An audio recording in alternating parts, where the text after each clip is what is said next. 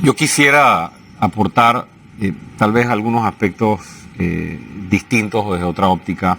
Hay bastantes abogados en la mesa e incluso algunos especialistas y algunos vinculados a la defensa de Ricardo Martinelli.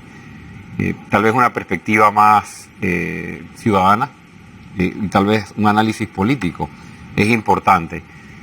Yo tengo una hipótesis, y es que el regreso de Ricardo Martinelli a Panamá va a ser el punto que va a poner la confirmación, o que va a terminar de demostrarle, si es que hay que terminar de demostrarle a la ciudadanía esto, de el colapso del sistema judicial panameño.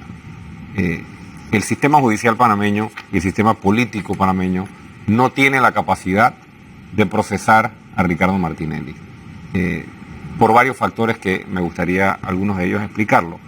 Y su regreso y lo que va a pasar con él ante su regreso, judicialmente y políticamente, creo que irían a confirmar lo que hoy estoy compartiendo.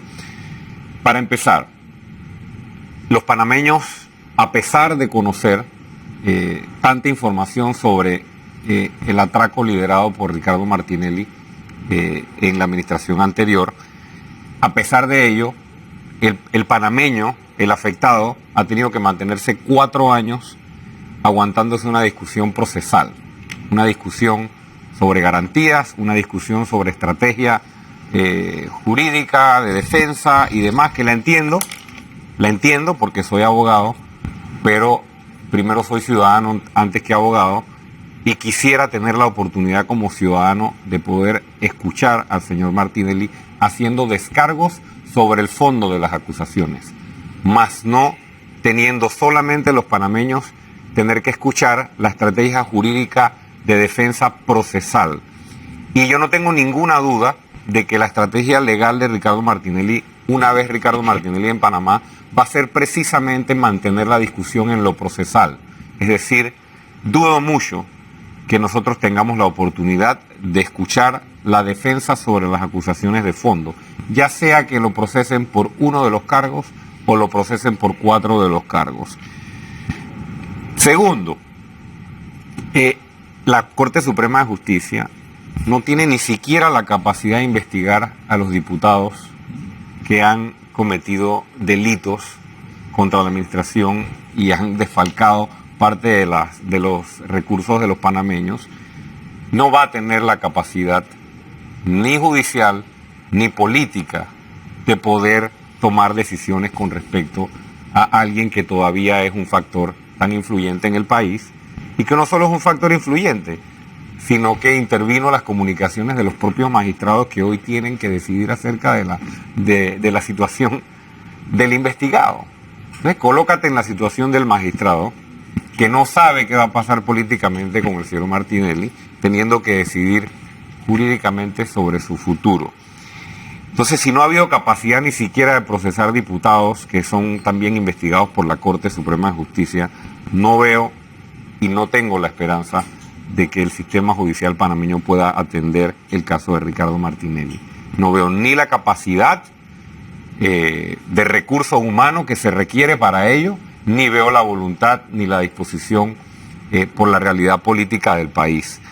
Ante ese escenario, creo que lo que vamos a presenciar los panameños es el camino hacia un inevitable pacto político entre las principales fuerzas políticas del país, para que no solo el señor Martinelli, sino los que necesitarán pactar con él, porque recordemos que esto hay que verlo en el contexto político. Si estuviéramos en una coyuntura donde tuviésemos un ejecutivo fuerte o un presidente ahora mismo con buen capital político, con credibilidad ante el país, tal vez la realidad fuera otra.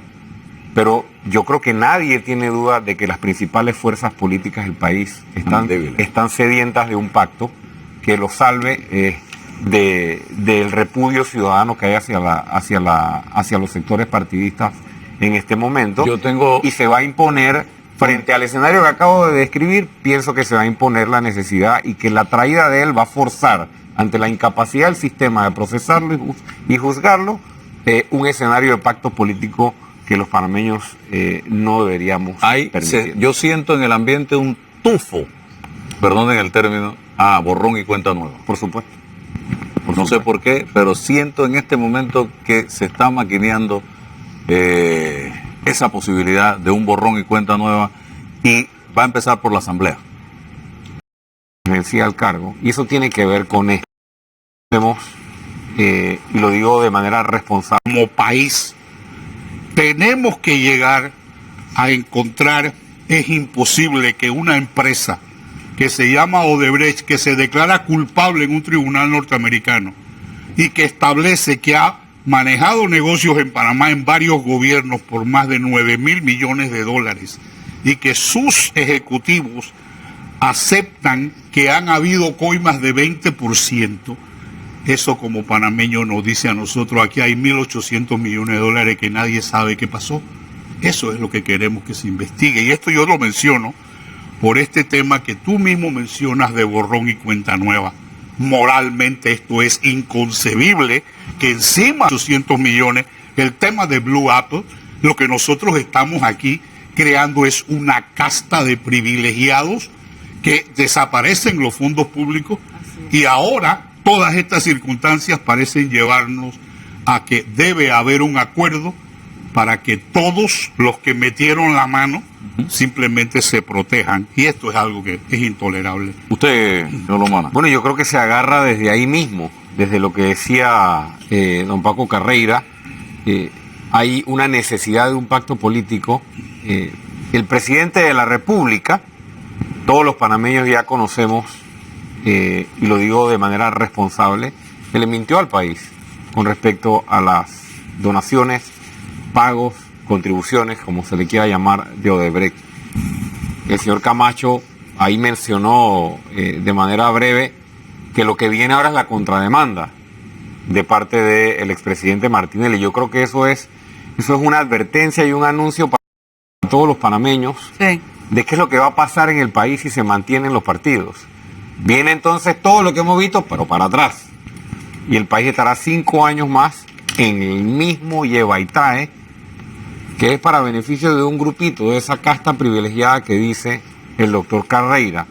Miren, cuando aquí se propusieron a las 2 magistradas para reemplazar a los 2 magistrados que se les vencía el cargo, y eso tiene que ver con esto, porque en aquella coyuntura algunos aplaudían al Cambio Democrático y al PRD por haberse unido y detener las aspiraciones de las designaciones del presidente Varela, y se les vio, por algunos fue interpretado esto como un gesto. Qué bien que no se pudieron designar las magistradas propuestas, pero ojo, lo que esos 2 partidos, y ahora me refiero tal vez al interés particular de Cambio Democrático, las bancadas de los partidos, ellos no están buscando que se designen a los 2 mejores magistrados posibles en la Corte. Ellos están buscando qué personas pueden colocar en esos 2 puestos que beneficien o ayuden a una coyuntura política como la que vamos a enfrentar. ¿Qué coyuntura política vamos a enfrentar? A que si el señor Martinelli viene, tiene que ser procesado por esos magistrados, incluyendo los 2 que se designen. Allí la pelea que hay con respecto a la designación de magistrados. La pelea de la designación de los magistrados no tiene absolutamente nada que ver con mejorar la justicia. Tiene todo que ver con el forcejeo entre quienes están involucrados en delitos y quienes quieren sobrevivir políticamente frente al escenario electoral de 2019, que necesitan colocar 2 magistrados allí. El expresidente Martinelli tiene esa coyuntura. El presidente Varela, una vez deje el poder, yo no tengo la menor duda, no sé por qué vía, no sé si por iniciativa de algún grupo político, va a enfrentar procesos. Y a él le tocará decidir si acepta el cargo en el Parlacén, si renuncia al cargo en el Parlacén, y veremos, ya sea por parte del Ministerio Público o por parte del Pleno de la Corte, el mismo escenario. ¿A dónde voy? La casta política del país necesita a gritos un pacto político. Y quien revise los discursos del presidente Varela cada vez que rinde cuentas ante la Asamblea Nacional, yo los invito a que revisen esos discursos, porque el presidente Varela ha dicho por lo menos en 3 ocasiones que él va a dejar al país reconciliado. Revísenlo. yo me dedicaba a analizar esos discursos.